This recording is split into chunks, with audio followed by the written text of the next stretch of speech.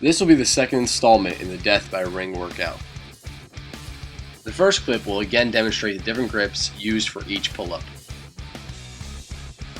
The first will be an overhand shoulder width grip with both legs extended at the hip to form an L. This will be described more in depth in the coming clips. Next grip will be the wide overhand grip, which we demonstrated in the first video.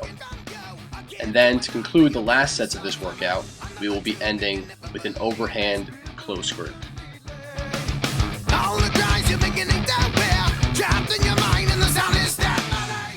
This pull-up, known as an L-sit pull-up, requires a strong core to perform with proper form. Form a 90-degree angle with your body by raising your legs up at the hip and holding while performing the pull-up. If this is too difficult, start by raising only your knees up to your chest.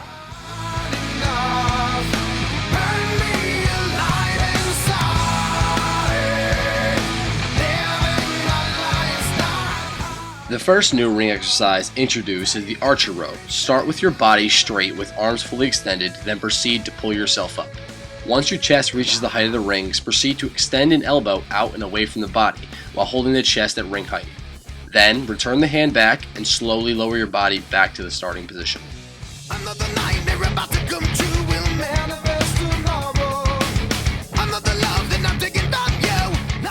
Following the archers are your regular rows. Proceed as you would the archer row, minus the extension of the elbow and squeezing your shoulder blades at the top.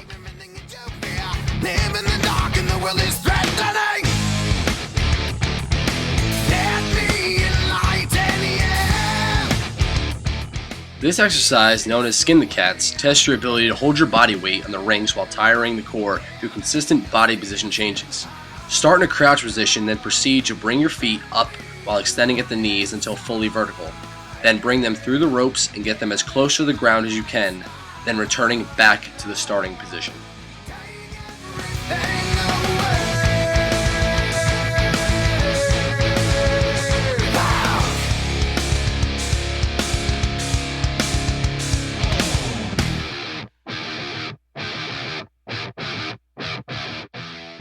As we did in the last video, in these coming clips, I will be performing these exercises with changes to make them harder.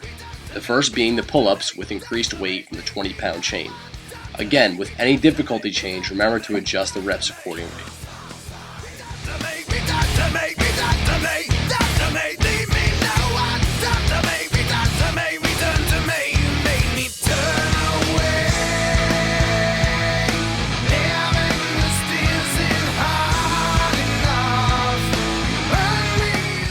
In the next clip, I'm performing clapping pull-ups, but from an overhand close grip. You'll find these to be easier than the shoulder width ones Brett performed on day 1, since your hands will have to travel a shorter distance.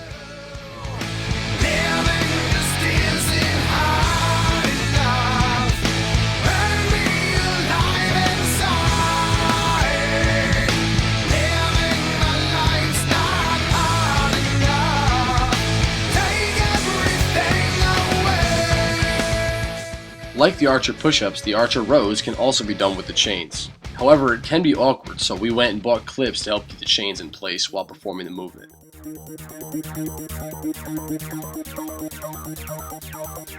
Tell me exactly what am I supposed to do? In this version of the dip, I have my hands rotated outward so my palms are facing forward, and I'm also leaning into the movement. This stresses the shoulders more and is a good progression exercise to planche-based exercises.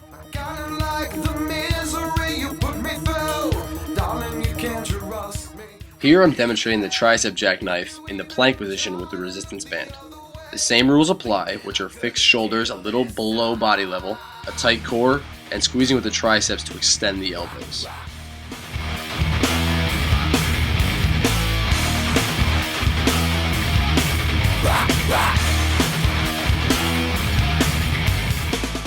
Finally, I'll demonstrate the 2 leg exercises at the end of the routine, starting with the one-legged deep squats.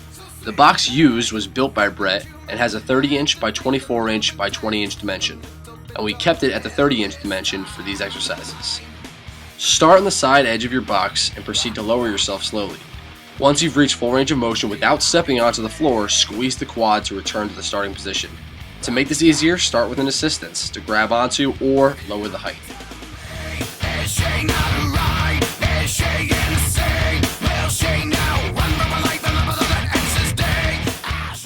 The last exercise will be the one-legged step-ups using a 10-pound weight.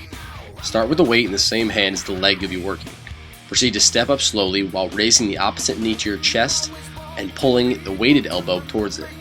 To lessen this exercise, start without weight and use the uninvolved foot by guiding it down the wall of the box.